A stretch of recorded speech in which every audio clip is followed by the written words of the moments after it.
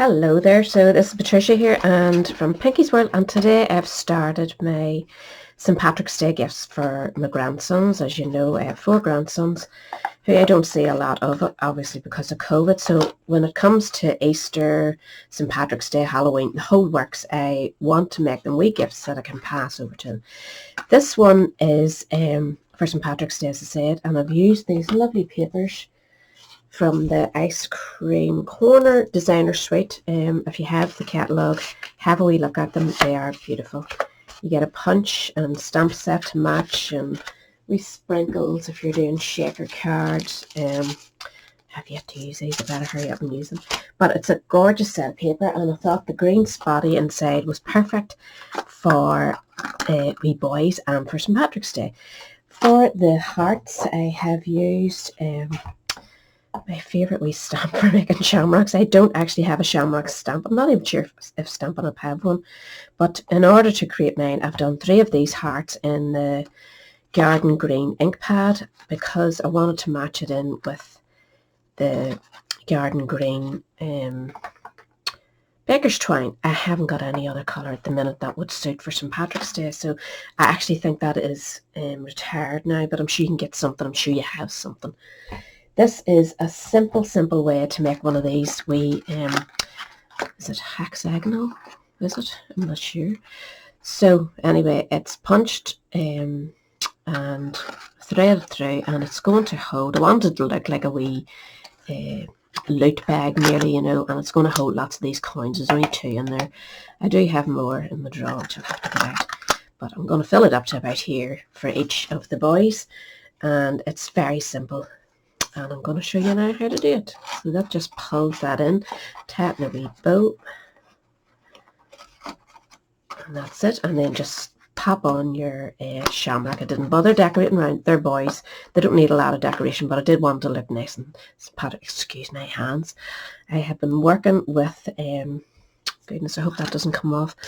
I have been working with making steampunk tags for one of my design teams.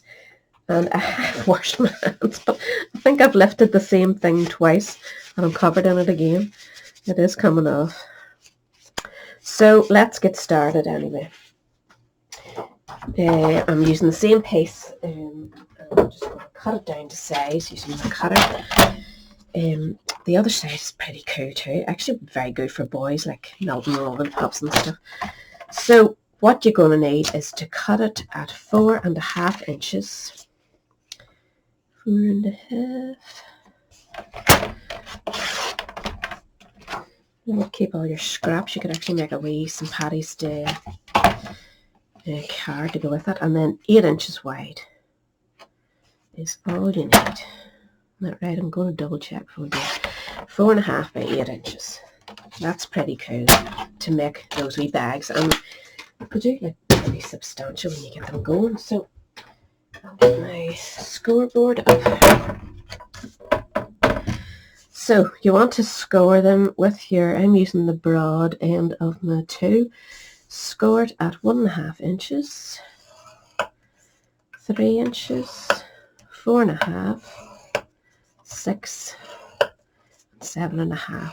And leave yourself that wee half inch for joining. Spin it round and go again at 1.5 and 3 inches. And that is it. Very simple. So I'm not going to score this too heavy. You'll watch my dirty hands.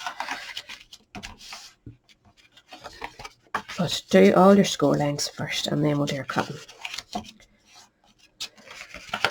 probably should use my thing in case I get this plaster, but as we're only working with paper, I don't want to go too heavy-handed on it. I don't want the paper cracking. It is really nice paper, but it has its limits like everything else. So the one that I do want to give a good score is the one that's going to be at the top. This wee one here, because it's going to be taking the folds and you need a good firm take on it. So get those, do your folds, and then we'll do your cuts. So I said that was the top, didn't I? So we're going to cut that wee half inch off the bottom. and we can cut it in there and out at the top. So you're leaving the double one there, and then you're just cutting up each of those. You do not need to go in and cut the bulk out or anything, because it's basically at the very bottom of your box, and who looks at it? And if you're really worried and want a nicer finish, I'll show you what mine looks like, and you decide yourself what's nice and what's not.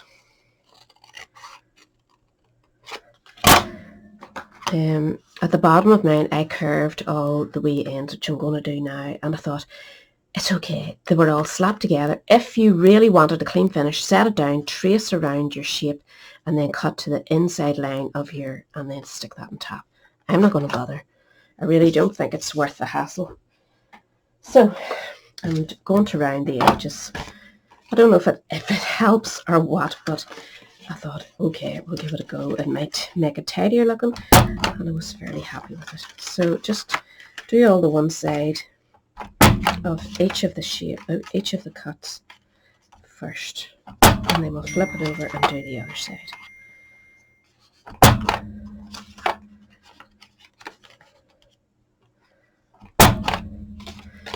So just go back and, right, no, we're going this way, this side. So you just rounded them all and give them a nice clean finish, and I think that's just enough for the bottom of this. Doesn't like it when they pile up on it, sure it doesn't. I need to invest in a wee corner rounder somewhere. So that's those done. And now we're just going to join this up. Where is the glue? Here you are. Isn't that paper lovely? I think it looks really cool the other side. Actually wasn't that fussy on it when I first opened the pack, but now that I see it cut into a shape or a design, it's quite pleasant. Now, because this has 1, 2, 3, 4, 5, you're not going to be able to fold it in half like I normally would do for the box. So you just need to be careful and make sure that you get it lined up, that it looks nice at the top and there.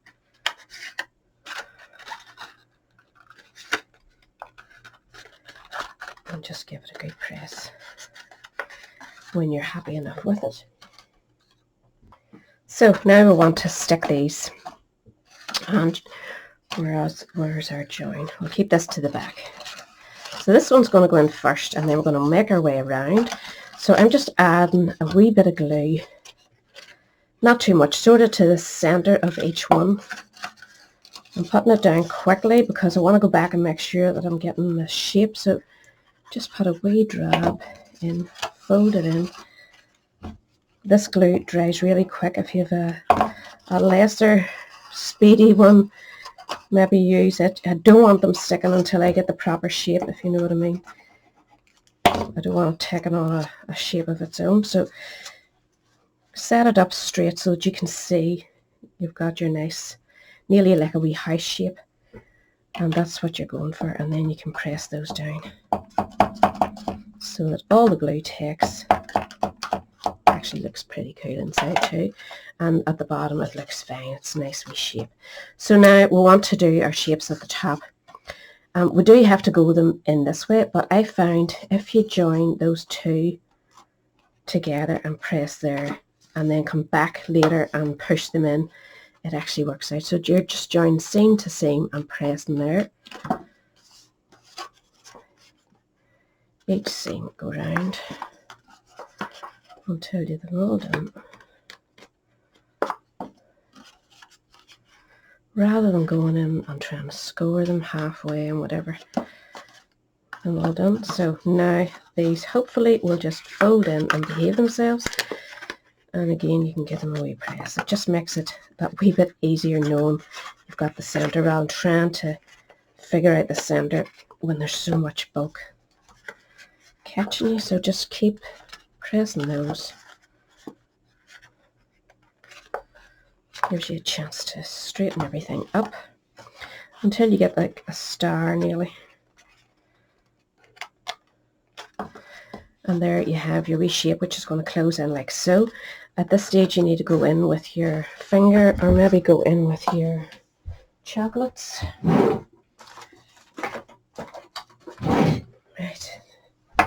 These come just in the wee nets, so I have 2 nets here, so I need to actually buy more, so we'll see how many we can get into it. It's nearly traditional to get these chocolate coins at Christmas and for St. Patrick's Day. You could decorate the inside with another wee shamrock using a small heart if you fancied. We're getting a right wee bit in there, like. So I'll maybe give the bigger boys more than the wee ones. So is that fair? Are you allowed to do that?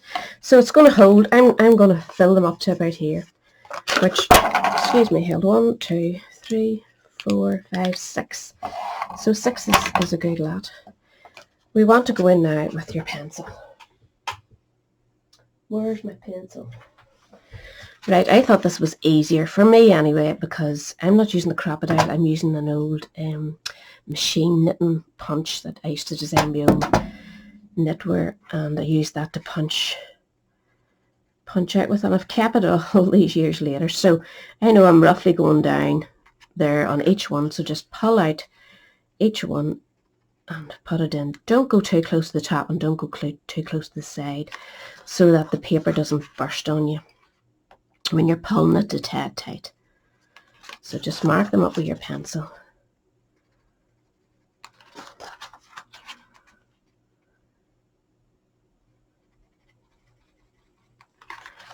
Got them all, and then just go in with whatever punch, your crocodile, whatever you're using, and punch your holes out. Gives you the chance to press them down together so that you're getting them lined up.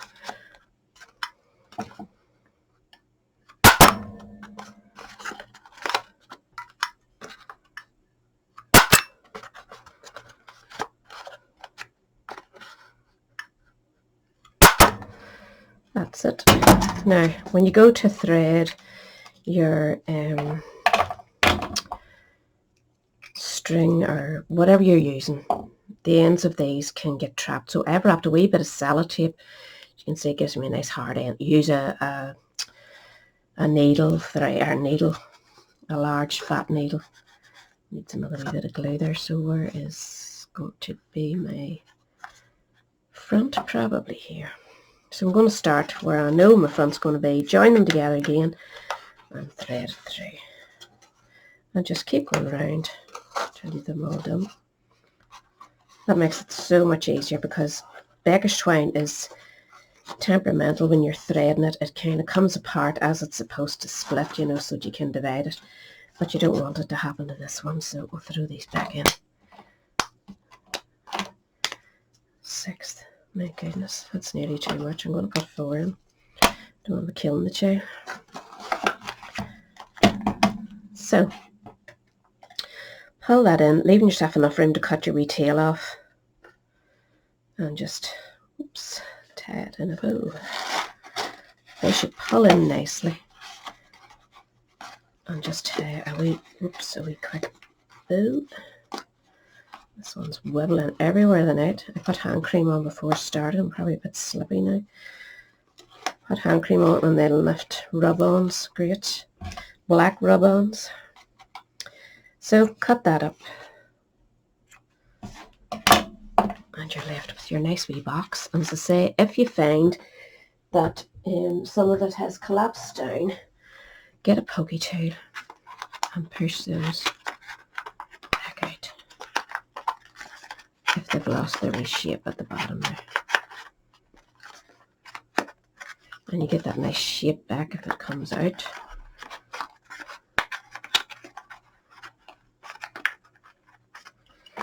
There.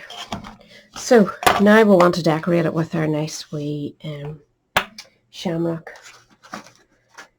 And it's really simple. Get your heart-shaped stamp. Go with whatever colour is going to match. Obviously you want a bit of green in it for St. Patrick's Day. And start in the centre, leaving yourself space to put one here, one here, and one here, right? And leaving yourself space that you can cut round it. So start with your first one. Go back in, ink up, and then line this up so that that point is close to this point, but not right on top of it. You have that wee spacing on your stamp to keep you right. So bring it down to the point of your rubber stamp, not the actual image is there. and just press it down, and it gives you nice wee spacing. And do the other side, same idea, point to the center. And then when you're cutting it out, you're going to go in and leave a wee tiny bit of space. You get to that center point, you want to cut down like a shamrock comes out and then across. You can cut that away. Go back in and cut up the ways. You're sort of leaving a triangular stalk there. And then just keep cutting round until you get right round the whole stamp. I have one here ready to go to see if you're watching me cutting out. Oh, here, I do need that. Ugh. There's more. Well, I don't need it because I have it done on the other one. I have no garden green blends. I only have the ink, so I actually dipped. This is an old Wink of Stella. There is still some in it, and I've kept it purposely for this. So just go in and paint that up in the colour to match that you need. Just dip it back into the corner. You're not doing the stamp or the ink pad any harm at all. And just colour in your stock until you're happy with it. Gives it a wee twinkle as well. And then just continue cutting on round till you're left with this. Put a few dimensionals on the back, just on the shamrock itself, the leaves. Pop this on where it's going to just sort of sit just maybe a fraction above that first crease. This is going to be too long. I purposely made it long so that I could trim it to fit. Whoops, and there you are. That one's still not. I'm going to put my finger in and do that because I don't want to rip things. But that is it. Really quick, really simple. No big measurements, not too much to worry about, you know, just really simple. It looks cute. It's perfect for wee bodies. So that's me. I hope you'll have a wee go, and if you do, remember to share it with us and come over and join us on Create with Pinky on Facebook if you're about. Would love you to share all your makes with us. So I'll catch you again next week. Now, bye.